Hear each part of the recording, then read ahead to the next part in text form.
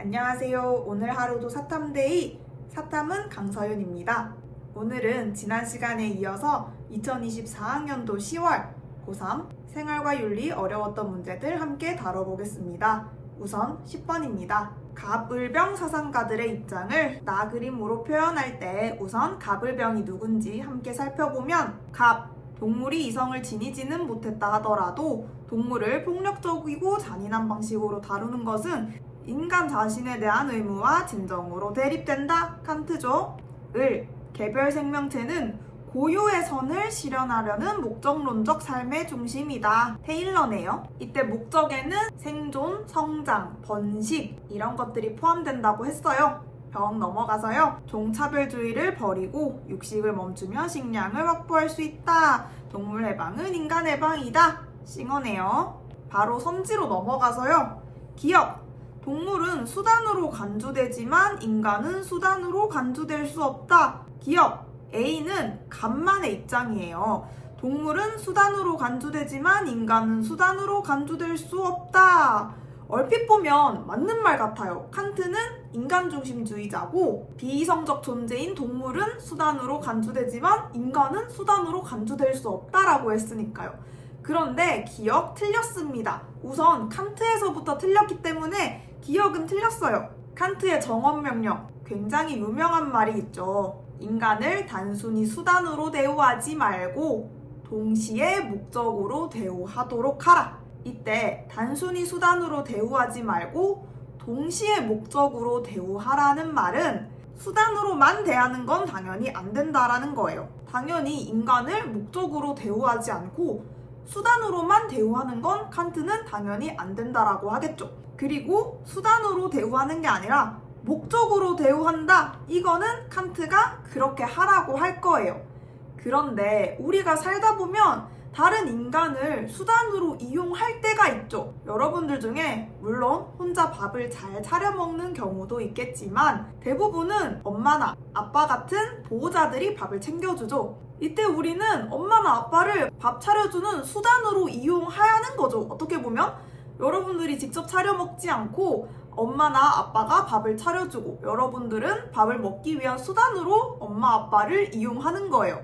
근데 이럴 때 물론 엄마 아빠를 수단으로 이용해 버렸지만 엄마 아빠를 당연히 내 밥을 차려주는 존재, 그렇기 위해서만 이용하는 게 아니라 엄마 아빠 오늘도 나에게 이렇게 맛있는 밥을 차려줘서 정말 고마워요 라고 한다면 수단으로 이용하는 것도 맞지만 동시에 목적으로 대우하는 거죠. 칸트는 이 경우에도 허용이 된다라고 했어요. 그래서 인간은 수단으로 이용될 수 있지만 그럴 때일지라도 목적으로 대우해야 된다라는 거예요. 물론 여러분들이 학교에서 선생님을 이용하죠. 여러분들 생기부 적는데도 이용을 하고 수업 듣는데도 이용을 하잖아요. 근데 그럴 때도 선생이면 당연히 생기부 써야지. 선생이면 당연히 수업 저렇게 잘 가르쳐야지 라고 생각하는 게 아니라 선생님 오늘도 이렇게 좋은 수업을 해주시고 내 생기부를 채워주셔서 감사하다 라고 생각한다면 수단으로 이용하는 것도 맞지만 목적으로 대우하는 것도 맞잖아요. 이런 경우가 무수히 많죠. 인터넷 기사님이라던가 버스 기사님이라던가 물건 판매원이라던가 이 세상에는 수도 없이 많은 사람들을 우리는 수단으로 이용하고 있죠. 그런데 이럴 때일지라도 수단으로만 이용하지 말고 동시에 수단으로도 이용하지만 동시에 목적으로 대우해라 라는 게 칸트의 말이었어요. 그래서 기억은 틀렸습니다. 수단으로 간주될 수도 있어요. 그런데 우리는 그때라도 동시에 목적으로 대우하기, 그렇다면 수단으로 이용될 수도 있더라 라는 게 칸트의 입장이었고요. 그래서 일단 칸트가 틀렸기 때문에 틀린 선지고요. 니은으로 넘어가서요. B. 생명이 있는 비이성적 존재에게 도덕적 지위를 부여하는 것은 정당화될 수 있다. B는 을만의 입장이어야 되는데 특히 이 생명이 있는 비이성적 존재에는 동물도 있고요. 식물도 포함되겠죠. 그럼 우선 을이 맞는지 아닌지부터 우리가 생각을 해보면 을은 테일러잖아요. 테일러는 동물이든 식물이든 이 세상에 생명이 있는 모든 것들은 생존, 성장, 번식 등을 하는 목적론적 삶의 중심이기 때문에 도덕적 지위를 부여해야 된다라고 봤어요. 그래서 우선 테일러는 맞죠. 그리고 병을 살펴보면은 싱어는 동물에 대해서 이야기를 하잖아요. 생명이 있는 비이성적 존재죠. 이 고통을 느끼는 동물들에게도 도덕적 지위를 부여해야 되고 우리는 도덕적 고려의 대상으로 삼아야 된다라고 봤어요.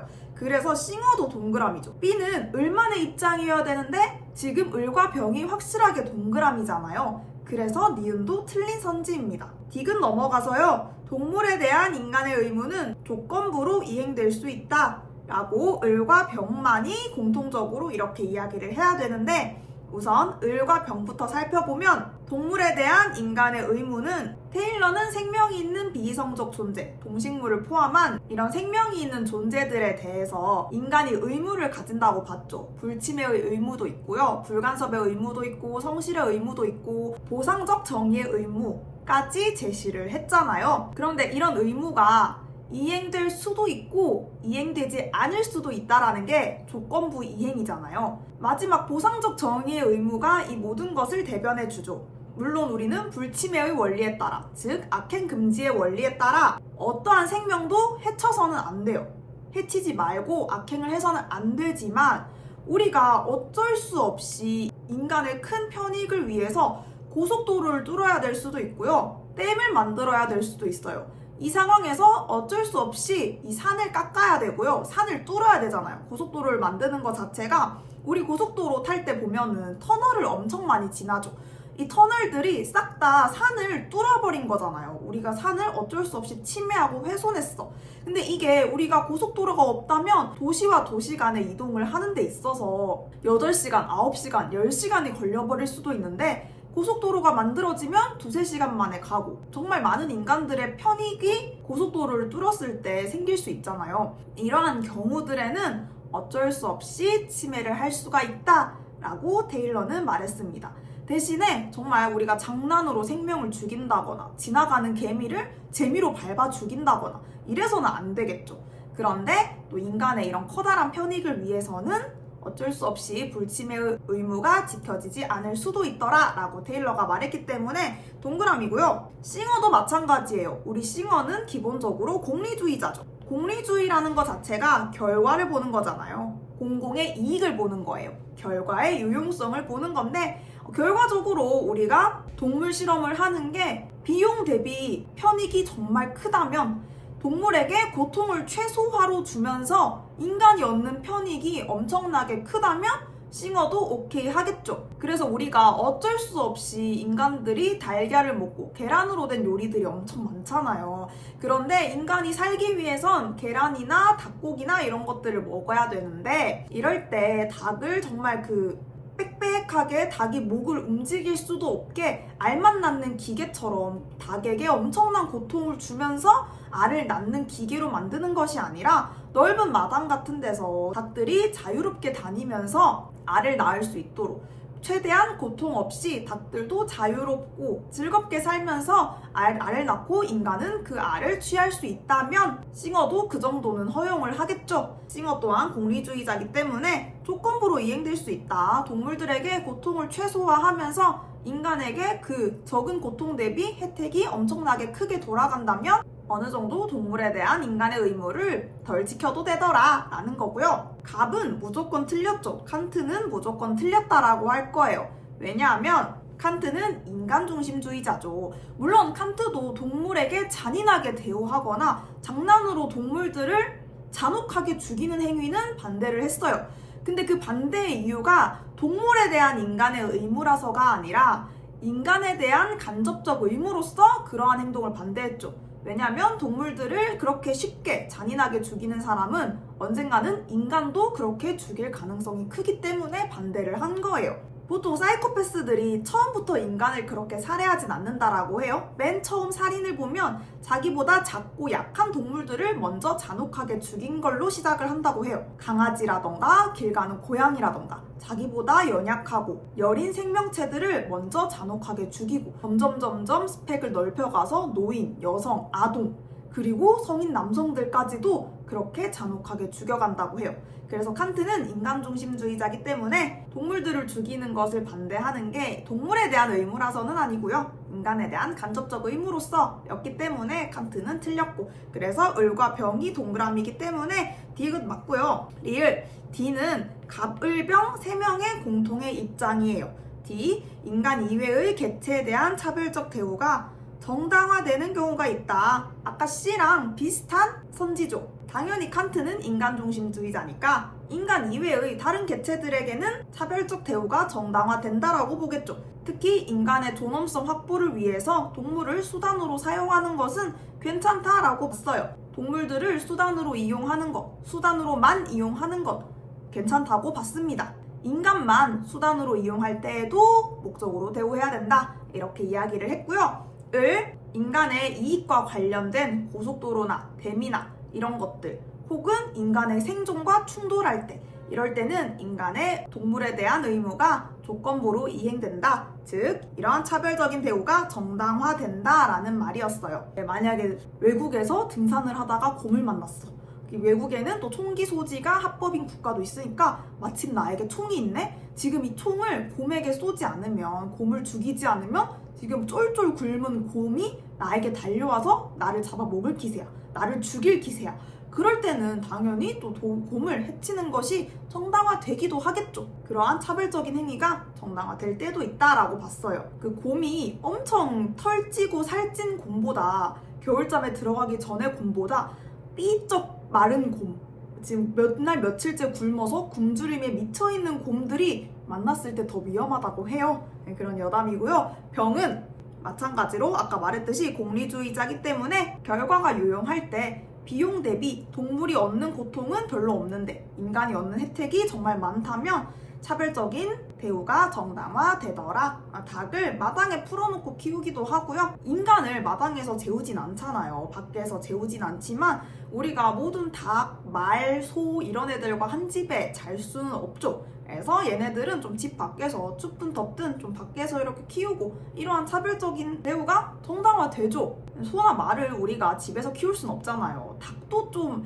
집에서 키우면 힘들 것 같은데, 하여튼 이러한 차별적인 대우가 정당화될 때가 있더라 해서 정답은 디귿리을 5번이고요. 11번으로 넘어가서요. 교정적 정의 이야기가 나왔어요. 교정이라는 거는 지은 죄, 법을 어긴 행동에 대한 처벌, 형벌을 이야기하는 내용이죠. 우선 제시문부터 살펴보면 인간이 자기 자신을 죽일 권리가 없기 때문에 그 권리를 사회에 양도하는 것이 불가능하다. 우선 사형을 반대하는 입장이고요.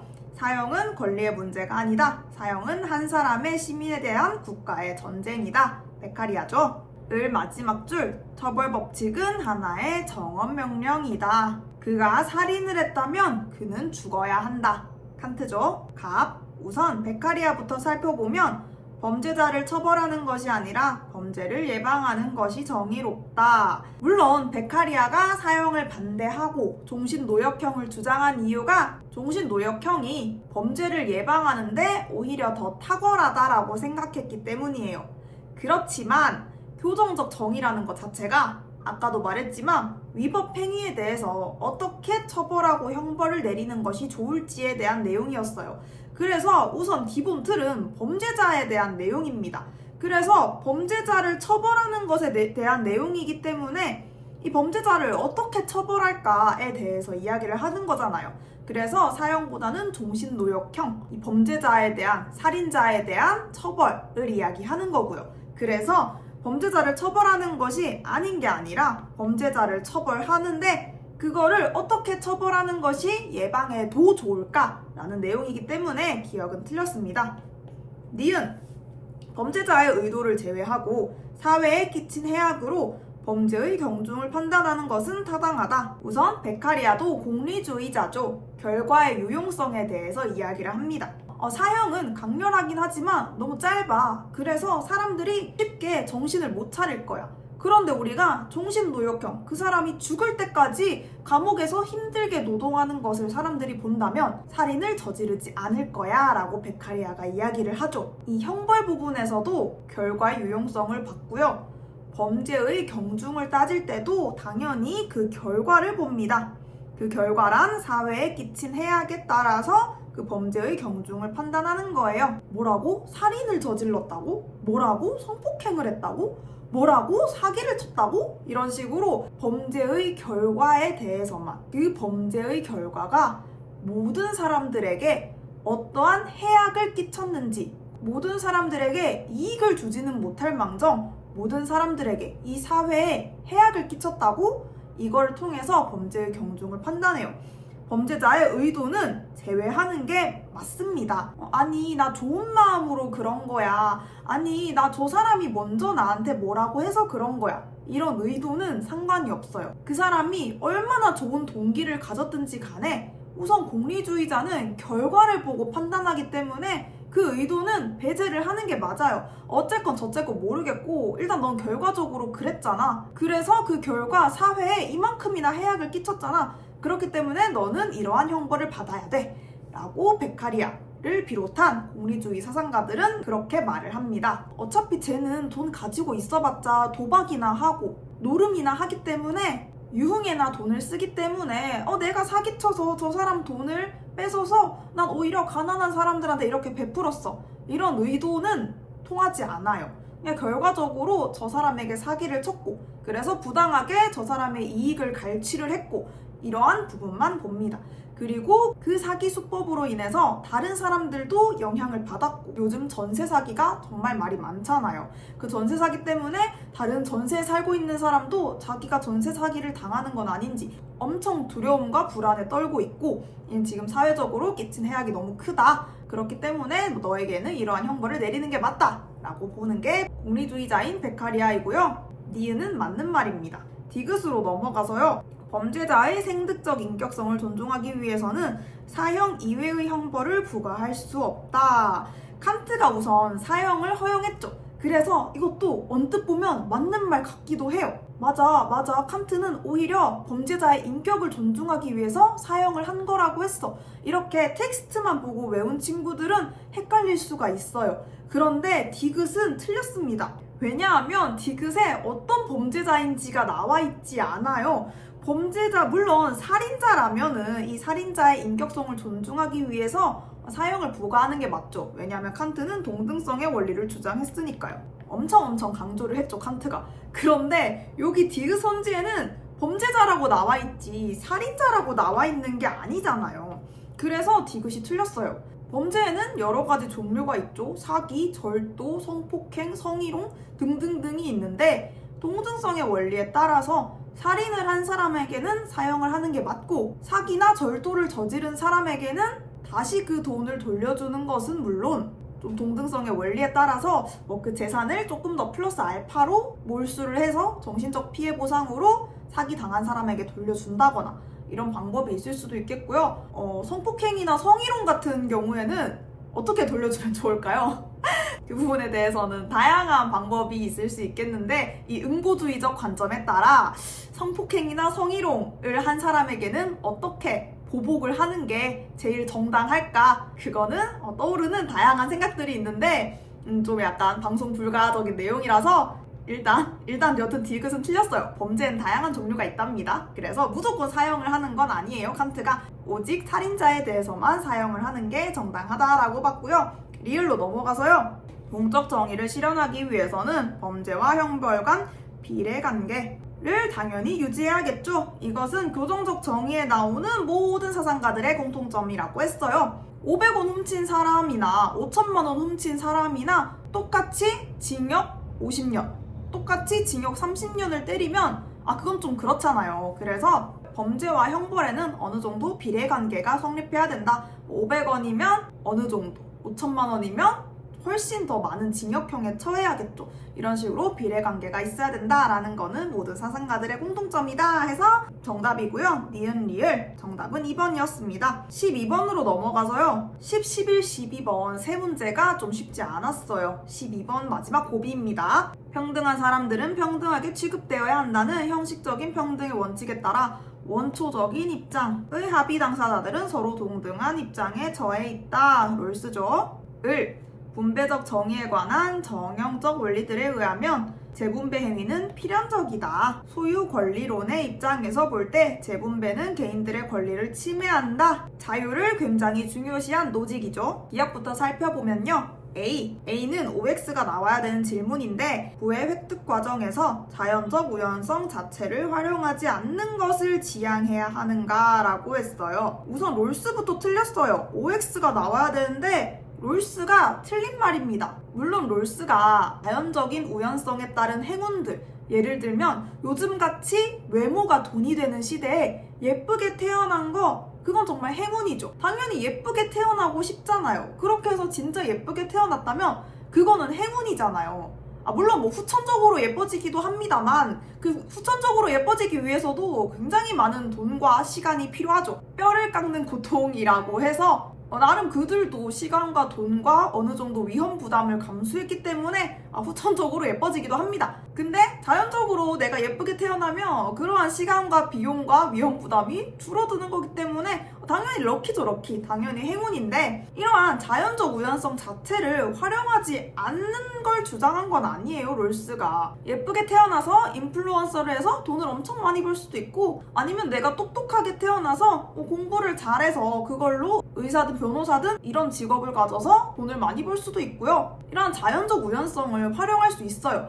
그런데 이러한 자연적 우연성을 활용해서 어떤 사람은 돈을 엄청 많이 벌 거고 좀 내가 얼굴도 평범하고 딱히 특출나게 가진 재능도 없고 집에 돈이 많은 것도 아니고 약간 제 얘기입니다만 여튼 그렇게 됐을 때 부의 격차가 생기죠. 경제적인 불평등이 생기는데 롤스는 이러한 경제적 불평등이 최소 수혜자에게 최대 이익이 될 때 허용한다라고 봤어요. 롤스는 기본적으로 이런 자본주의 틀 안에서 너무 경쟁체제나 자유지상주의로 가버리면 이 격차가 점점점 커버리겠죠. 그러면 내가 평범하게 태어나고 재능이 없게 태어나고 싶어서 그렇게 태어난 것도 아닌데 나는 우연히 이렇게 태어났다는 이유만으로 평생 돈도 별로 못 벌고 생계를 유지하기 힘들어서 쩔쩔매는 인생을 살아간다면 이거는 좀 부정의하잖아요. 그래서 롤스는 자연적 우연성을 활용해서 이 경제적으로 많은 부를 가진 사람들이 자연적인 우연성으로 조금 빈곤에 시달리고 있는 최소 수혜자들에게 최대 이익이 돌아가게 해야지.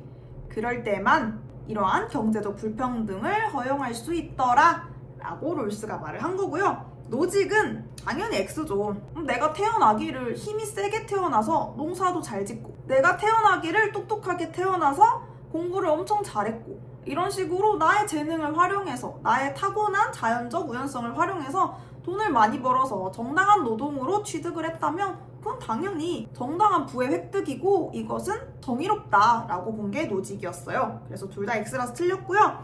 니은 원초적 입장에 있는 당사자들의 모든 합의는 공정한가?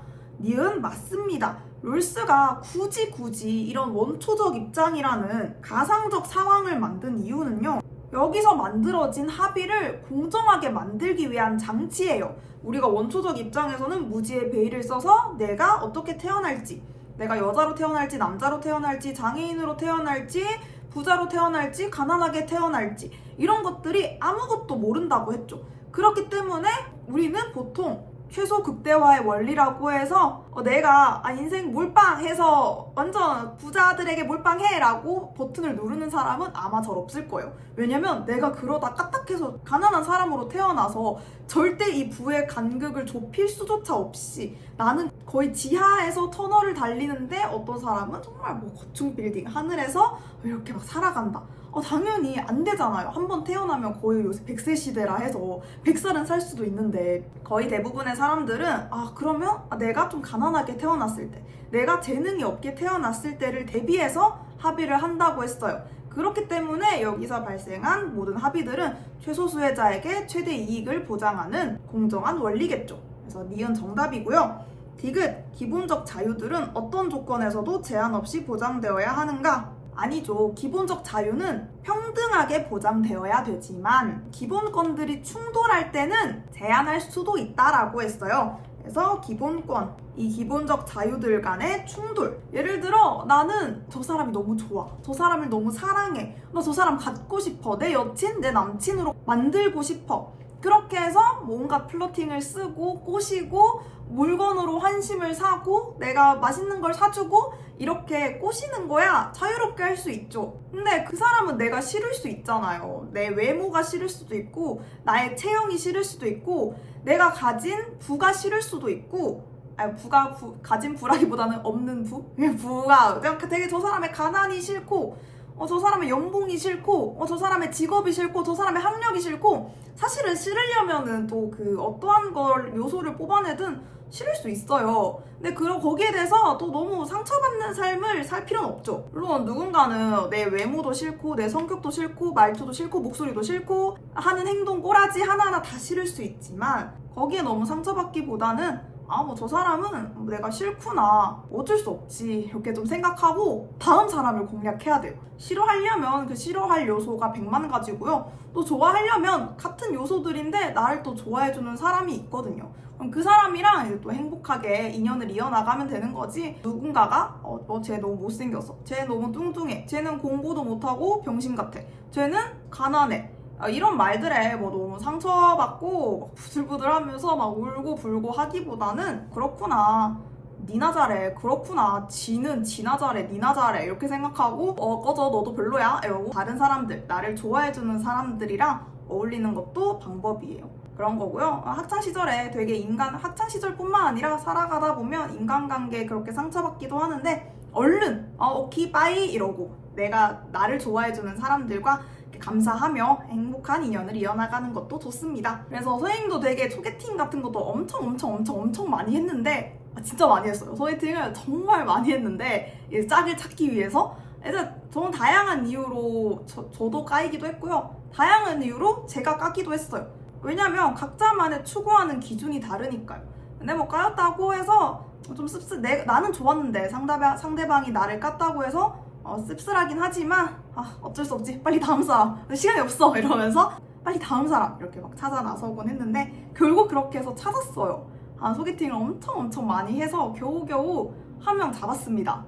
다행히 마음이 통한 사람. 거의 한 소개팅 진짜 많이 한 것 같아요. 거의 한 1년 반을 하루에 2번씩 하기도 하고요. 막 점심 저녁으로 막 그렇게 했는데 거의 1년 반을 계속 짝을 찾아다니다가 만나게 되더라고요. 근데 그 기간은 사람마다 다르겠죠? 이 얘기를 왜 했냐면 그러니까 내가 상대방을 꼬시고 플러팅하고 환심을 사기 위해 노력하고 이런 자유도 있지만 상대방이 나를 싫어할 자유도 있다는 거예요. 그러면 오케이 바이 알겠어 하고 빨리 그냥 나를 좋아해주는 다른 사람을 찾아야지. 상대방은 싫다는데 나의 외모든 뭐든 간에 싫다는데 막 쫓아가서 막 집 앞에 기다리고 문자하고 전화 수십 통씩 하고 따라다니고 이렇게 돼서는 안 된다는 거예요. 내가 좋아하는 자유와 내가 싫어하는 자유가 충돌했다면 싫어하는 자유를 좀 기꺼이 존중을 해줘야 된다라는 거예요. 막 싫어하는 사람 집 앞에 찾아가고 이런 걸 우리는 범죄라고 부르기로 했어요. 스토킹이죠. 그래서 좀 씁쓸하죠. 당연히 씁쓸하지만 그래 오케이 너도 별로야, 그래 너도 썩 그렇게 괜찮진 않아, 꺼져 이러고 빨리 다른 사람을 찾아 나가야 됩니다. 같은 충돌 시 제한이 될 수 있다.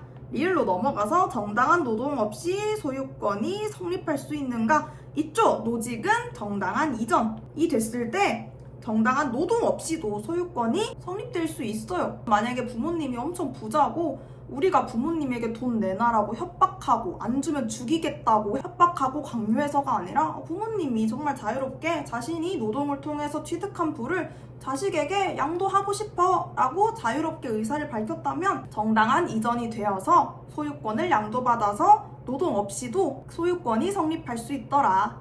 부럽죠? 보면 부럽습니다. 되게 진심으로 부러운데 하여튼 그렇지 않다면 또 정당한 노동을 하면 되는 거니까요. 너무 이제 또 부모님께 왜 내 부모님은 부자가 아니야, 왜 남들은 저렇게 좋은 잠바도 사주고 아이패드도 사주고 부모님이 이것도 해주고 저것도 해준다는데 왜 우리 부모님은 이렇지 못해라고 할 게 아니라 그렇지 못하다면 또 우린 정당한 노동을 하면 되니까요. 정당한 노동으로 플러스 정당한 이전으로도 소유권이 성립할 수 있더라. 그래서 정답은 니은 리을 4번입니다. 13번으로 넘어가서요. 13번은 굉장히 재미있는 주제죠. 성과 사랑의 윤리, 성윤리에 관한 내용인데 제가 생활과 윤리를 통틀어서 가장 사랑하는 주제예요. 네, 성윤리가 전 너무 좋았고 되게 정말 일상생활에서 정말 생각해 봄직한 주제인 것 같아요. 개인적으로는. 그래서 갑 보면 사랑하는 부부 사이의 성적 관계만 정당화될 수 있다는 주장은 성적 자기결정권에 대한 침해이다. 자율성의 원칙과 해악 금지의 원칙 외에 성적 관계의 정당화에 필요한 도덕적 제약은 존재하지 않는다.